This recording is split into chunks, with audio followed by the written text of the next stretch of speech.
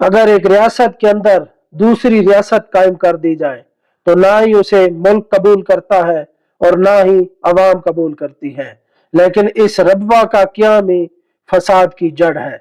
अगर इसी तरह बाकी अक़लियतें भी अलग अलग अपनी हकमियत बनाएंगी तो इस मुल्क के पाकिस्तान की सालमियत का क्या असर होगा। और ये हुक्मरानों के लिए भी लम्हा फिक्रिया है और उम्मत मुस्लिमा के लिए भी लम्हा फिक्रिया है।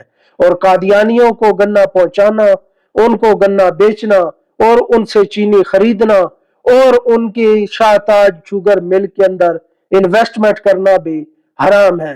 रिस्क देने वाली अल्लाह की जात है। मंडी बाउद्दीन के अंदर जो शाहताज शुगर मिल है उसका मुकम्मल तौर पर बाइकाट करें, इंशाअल्लाह रिस्क आपको अल्लाह ताला वसी देगा।